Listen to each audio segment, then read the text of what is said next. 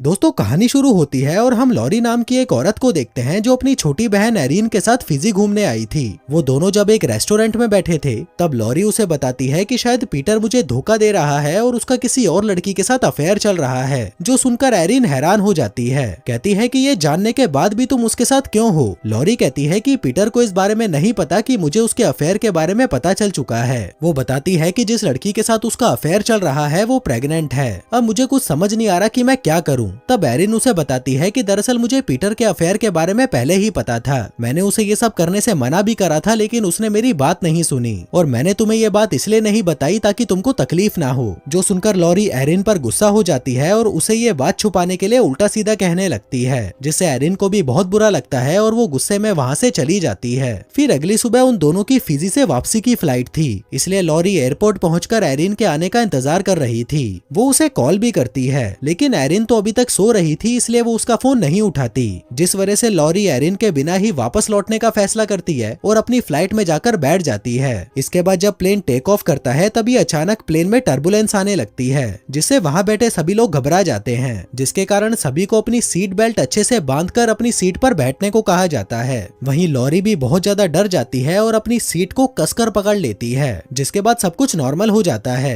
लेकिन फिर कुछ देर के बाद फिर से जोरदार टर्बुलेंस शुरू हो जाता है और उनका प्लेन एक भयानक तूफान में फंस जाता है, जिस दौरान प्लेन के एक विंग में आग लग जाती है और सभी लोग बहुत ज्यादा घबरा जाते हैं। वहीं पायलट प्लेन को संभालने की कोशिश करता है, लेकिन प्लेन लगातार नीचे जा रहा था और आखिर में वो जंगल में जाकर क्रैश हो जाता है। उधर कुछ दिनों बाद एरिन को पता चलता है कि जिस प्लेन के अंदर उसकी बहन थी वह क्रैश हो गया है और काफी ढूंढने के बाद भी उनको वो प्लेन नहीं मिला। ऑफिशियल्स को लगता है कि शायद वो प्लेन समुद्र में क्रैश हो गया होगा और सभी लोग मर चुके होंगे। उधर इंश्योरेंस कंपनी भी लॉरी को मरा हुआ घोषित कर देती है, लेकिन एरिन को अभी भी भरोसा था कि उसकी बहन जिंदा है, क्योंकि उनको अभी तक वो प्लेन मिला नहीं था। तभी लॉरा का पति पीटर एरिन से कहता है कि वो मर चुकी है। मुझे पता है कि तुम उससे बहुत प्यार करती हो, लेकिन तुम्हें उसे भूलना होगा। लेकिन एरिन फिर भी हार नहीं मानती। वो कई दिनों तक खुद से जांच पड़ताल करती है और फिर एक दिन उसे पता चलता है कि लॉरी का क्रेडिट कार्ड फिजी के एक गाँव की दुकान में इस्तेमाल हुआ था, जिससे उसे लगता है कि लॉरी जरूर जिंदा होगी। वो उस दुकान का एड्रेस निकाल लेती है और सीधा जाकर ये बात पीटर को बताती है कि लॉरी का क्रेडिट कार्ड एक दुकान में इस्तेमाल किया गया है। लेकिन इस पर पीटर कहता है कि शायद उसके मरने के बाद किसी ने उसका क्रेडिट कार्ड चुरा लिया होगा। लेकिन एरिन को यकीन था कि उसकी बहन अभी भी जिंदा है, इसलिए वो अगली फ्लाइट से फिजी के लिए रवाना हो जाती है। अब सीन यहाँ से कुछ महीने पीछे शिफ्ट होता है, जब लॉरी का प्लेन क्रैश हुआ था। कुछ देर बाद लॉरी को होश आता है और वो प्लेन से बाहर निकलती है। उसकी किस्मत अच्छी थी कि उसे ज्यादा चोट नहीं लगी थी। तभी पायलट लॉरी को देखकर कहता है कि प्लीज तुम प्लेन के अंदर फंसे हुए लोगों को बाहर निकालने में मेरी मदद करो। लॉरी जल्दी से अंदर आती है और देखती है कि क्रैश में बहुत सारे लोगों की मौत हो चुकी है, जिसके बाद वो कुछ लोगों के साथ मिलकर घायल लोगों को बाहर निकालती है। वो देखते हैं कि उनका प्लेन किसी आइलैंड पर क्रैश हुआ था। वहीं एक लड़की जो बहुत ज्यादा घायल थी लॉरी की आंखों के सामने ही दम तोड़ देती है। उस प्लेन क्रैश में कुल 6 लोग बचे थे और वो सभी मिलकर इधर उधर मदद की तलाश करने लगते हैं, लेकिन जल्दी ही उन्हें पता चल जाता है कि इस आइलैंड पर उनके अलावा और कोई नहीं है और वो बुरी तरह फंस चुके हैं। उनके मोबाइल फोन में नेटवर्क नहीं आ रहा था और मैप देखने पर उन्हें पता चलता है कि वो लोग एक ऐसी जगह पर हैं जहां से निकल पाना बहुत मुश्किल है। उन लोगों में से जैक नाम का एक आदमी डॉक्टर था, इसलिए वो उन सभी की मरहम पट्टी करता है। इसके बाद हम फिलिक्स नाम के एक आदमी को देखते हैं जिसके पास एक चाकू और एक स्पीयर गन थी, इसलिए बाकी के लोग उसे खतरे के रूप में देख रहे थे।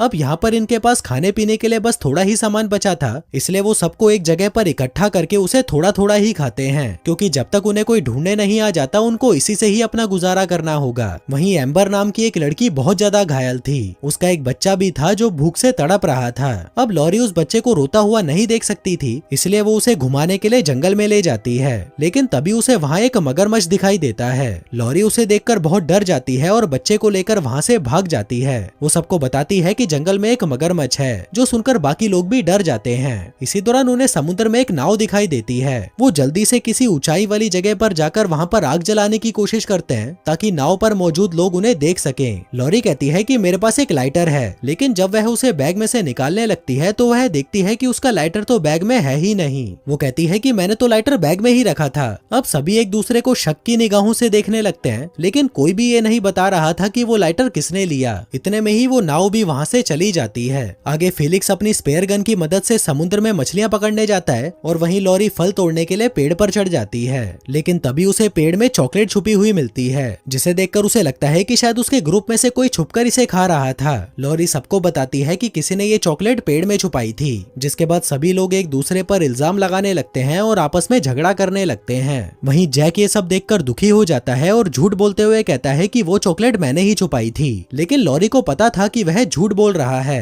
फिर कुछ देर बाद जैक समुद्र की तरफ चला जाता है। वो अपने कपड़े उतारता है और अपनी जान देने का फैसला करता है, क्योंकि यहाँ पर खाने की बहुत कमी थी और तो और उसकी पत्नी भी प्लेन क्रैश में मारी जा चुकी थी, इसलिए अब वो खुद को दूसरों पर बोझ समझने लगा था। जिसके बाद वो समुद्र में डूबकर अपनी जान दे देता है। वहीं जब लॉरी को पता चलता है कि वो आदमी समुद्र में डूबकर मर गया है तो ये जानकर उसे बहुत दुख होता है। इसी बीच सभी को समुद्र में एक कंटेनर दिखाई देता है जो शायद किसी जहाज से गिरा होगा। उन्हें लगता है कि शायद उसमें कुछ खाने का हो सकता है, लेकिन वो कंटेनर समुद्र में काफी दूर था और वहाँ तक जाने के लिए उन्हें एक चट्टान से कूदना था। तभी लॉरी बिना कुछ सोचे ही चट्टान से कूद जाती है और कंटेनर लेने जाने लगती है, पर उसे तैरना नहीं आता था तो वह डूबने लगती है। लेकिन सही समय पर फिलिक्स वहाँ पर आ जाता है और उसे बचाकर किनारे ले आता है। वो अपने साथ उस कंटेनर को भी ले आया था, लेकिन उसे खोलने पर उसमें सिर्फ हेयर ड्रायर के बॉक्सेस पड़े थे, जो देखकर वो लोग बहुत निराश हो जाते हैं। तभी फिलिक्स के दिमाग में एक आइडिया आता है। वो उन सभी हेयर ड्रायर्स की तार निकालता है और उसकी मदद से कुछ लकड़ियों को इकट्ठा करके एक बेड़ा बनाता है, लेकिन उस बेड़े में सिर्फ एक ही इंसान बैठ सकता था। जिसके बाद वो सभी मिलकर फैसला करते हैं कि उस बेड़े में फिलिक्स जाएगा और उन सभी के लिए मदद लेकर आएगा।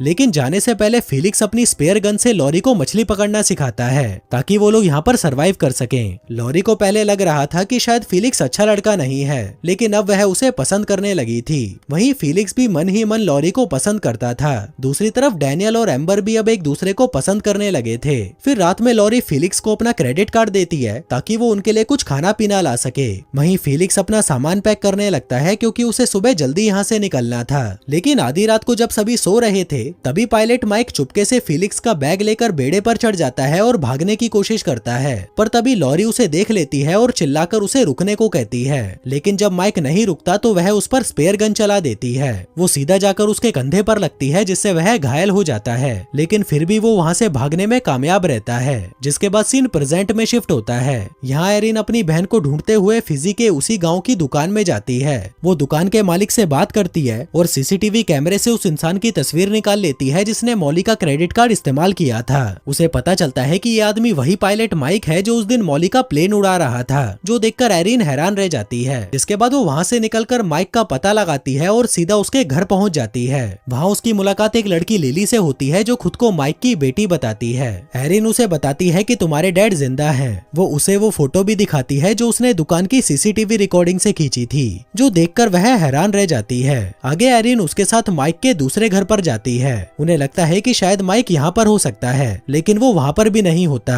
आगे जब एरिन घर का सामान देखती है तब उसे वहाँ पर माइक और उसकी बेटी की एक फोटो मिलती है, जिसको देखकर वह समझ जाती है कि ये लड़की माइक की असली बेटी नहीं है। तभी उसे अलमारी में से पैसों से भरा एक बैग मिलता है, जिसको वह देखकर बंद कर देती है। उधर वो लड़की जिसका नाम लिली था, उसको शक हो जाता है कि एरिन को सच पता चल चुका है। वो एरिन पर बंदूक तान देती है, लेकिन तभी वहाँ पर माइक आ जाता है और लिली को मारकर बेहोश कर देता है। फिर वो पैसों का बैग उठाता है और एरिन को बाइक पर बिठाकर वहाँ से निकल जाता है। रास्ते में एरिन उससे लॉरी के बारे में पूछती है। वो कहता है कि लॉरी मर चुकी है और मैं अकेला ही हूँ जो उस प्लेन क्रैश से बच गया था। वो उसे कहता है कि यहाँ पर तुम्हारी जान को खतरा है, इसलिए तुम यहाँ से चली जाओ, और हाँ, मेरे बारे में किसी को मत बताना। तभी एरिन के फोन पर एक लड़की का कॉल आता है जो उसे माइक से बात कराने को कहती है। वो उसे बताती है कि एक लड़की ने मुझे घर के अंदर बंद करके रखा हुआ है, अगर आप यहाँ पर आ जाओगे तो ये मुझे छोड़ देगी। दरअसल वो लड़की माइक की असली बेटी थी। अब मजबूरी में माइक को वहाँ पर जाना ही पड़ता है, लेकिन वो अपने साथ वहाँ पर एरिन को भी ले जाता है। जिसके बाद वो उसे बाहर ही छोड़कर अंदर चला जाता है। उसकी बेटी पूछती है कि वो लड़की कहाँ पर है। माइक कहता है कि मैं उसे बाहर छोड़कर आया हूँ, पर तभी वहाँ पर लिली गन लेकर आती है और उसे कहती है कि मुझे वहाँ पर ले चलो जहाँ पर वो प्लेन क्रैश हुआ था, नहीं तो मैं तुम्हारी बेटी को मार डालूंगी। अब माइक ऐसा करना तो नहीं चाहता था, लेकिन अपनी बेटी को बचाने के लिए वह राजी हो जाता है और लिली को उस आइलैंड पर ले जाने का फैसला करता है। उधर एरिन भी छुपकर उनका पीछा करने लगती है। आगे माइक और लिली एक प्लेन किराए पर लेते हैं और उस आइलैंड की तरफ निकल पड़ते हैं, लेकिन उन्हें ये नहीं पता था कि एरिन भी चुपके से उस प्लेन में चढ़ चुकी है। वहीं लिली पूरे रास्ते माइक पर बंदूक ताने रखती है और कहती है कि बिना कोई चालाकी के मुझे उस आइलैंड पर ले चलो। फिर कुछ घंटों के सफर के बाद माइक उस प्लेन को आइलैंड पर उतार देता है। तभी लिली जल्दी से प्लेन से उतरकर वहाँ पर डैनियल को ढूंढने लगती है। वहीं माइक लिली को वहीं छोड़कर वहाँ से वापस जाने के बारे में सोच रहा था। तभी एरिन भी प्लेन से उतरकर लॉरी को ढूंढने लगती है, लेकिन दूसरी तरफ हम देखते हैं कि अब लॉरी, फिलिक्स, डैनियल और एम्बर चारों मिलकर कपल की तरह रहने लगे थे। वो चारों साथ में बहुत खुश थे और उन्होंने अपनी झोपड़ी भी बना ली थी। उन्हें लग रहा था कि माइक अब मर चुका होगा। डैनियल और एम्बर तो हमेशा इसी आइलैंड पर रहना चाहते थे, लेकिन लॉरी यहाँ पर रहकर परेशान हो चुकी थी। वो फिलिक्स से प्यार तो बहुत करती थी, लेकिन अब वो अपने घर पर वापस जाना चाहती थी। फिर उसी रात लॉरी को पता चलता है कि उसका लाइटर एम्बर के पास था, जिस वजह से वो लोग आग नहीं जला पाए थे और वो बोट वहाँ से चली गई थी। लॉरी ये जानकर गुस्सा हो जाती है और कहती है कि तुम्हारी वजह से हम यहाँ पर फंसे रहे। एम्बर कहती है कि मुझे लगा उसके बाद कोई दूसरी बोट आ जाएगी। मैं उस वक्त यहाँ से जाना नहीं चाहती थी, इसलिए मैंने वो लाइटर चुरा लिया था। लेकिन लॉरी उसे इतनी गालियां देती है कि एम्बर रोते हुए अपनी झोपड़ी में चली जाती है। कुछ देर बाद लॉरी को एम्बर और डैनियल की एक पुरानी तस्वीर मिलती है, जिसमें वो दोनों साथ में थे, जो देखकर लॉरी हैरान हो जाती है। इसी बीच उसे किसी के चिल्लाने की आवाज सुनाई देती है। लॉरी और फिलिक्स दौड़कर समुद्र के किनारे जाते हैं और देखते हैं कि डैनियल वहाँ पर अकेला बैठा रो रहा था। वो बताता है कि मेरा एम्बर से झगड़ा हो गया था और वह गुस्से में समुद्र में चली गई। जो सुनते ही फिलिक्स तुरंत उसे ढूंढने के लिए समुद्र की ओर भागता है।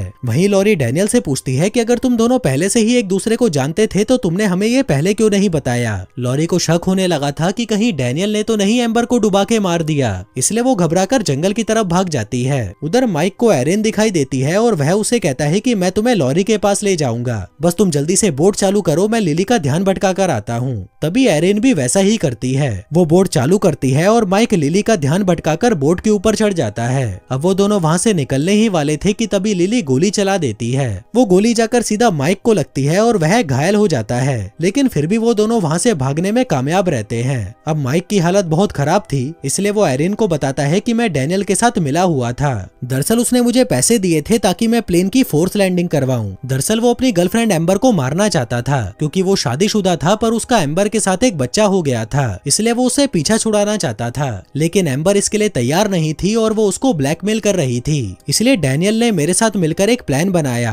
वो एम्बर को छुट्टियों के बहाने उस हवाई जहाज पर ले गया। हमारा प्लान था कि हम उस हवाई जहाज को एक सुनसान जगह पर लैंड करवाएंगे, ताकि किसी को भी ये पता न चल सके कि एम्बर और वो कहाँ पर हैं। जिसके बाद मौका मिलते ही डैनियल एम्बर को मार देगा। काम पूरा होते ही मैं वहाँ से भाग जाऊंगा ताकि ये राज राज ही रहे। लेकिन हमारा ये प्लान फेल हो गया, क्योंकि प्लेन तूफान में फंस गया, जिस वजह से प्लेन पर से मेरा कंट्रोल छूट गया और वो प्लेन क्रैश हो गया। जो सब कुछ बताने के बाद माइक की मौत हो जाती है। वहीं लिली माइक को यहाँ पर इसलिए लाई थी क्योंकि उसे पता चल गया था कि माइक ने डैनियल के साथ मिलकर प्लेन को क्रैश करवाया था और उस प्लेन क्रैश में मरने वाले लोगों में उसका परिवार भी था। इसलिए लिली यहाँ पर उन दोनों से बदला लेने आई थी। फिर अगले दिन एरिन बोट से उस जगह पर पहुंच जाती है जहाँ पर प्लेन क्रैश हुआ था और वह लॉरी को ढूंढने लगती है। तभी जंगलों में उसे लॉरी भी मिल जाती है और वो दोनों एक दूसरे को देखकर बहुत खुश होते हैं। एरिन कहती है कि अब हमें यहाँ से निकल जाना चाहिए, लेकिन लॉरी कहती है कि मैं फिलिक्स और बच्चे को छोड़कर नहीं जा सकती। अब वो दोनों जल्दी से झोपड़ी की तरफ जाते हैं, जहाँ पर वो देखते हैं कि डैनियल ने फिलिक्स को पकड़ लिया है और वो उसे जान से मारने वाला है। लेकिन तभी लॉरी उस पर हमला कर देती है और डैनियल को मार डालती है। जिसके बाद लॉरी फिलिक्स को यहाँ से चलने के लिए कहती है, लेकिन फिलिक्स यहाँ से जाना नहीं चाहता था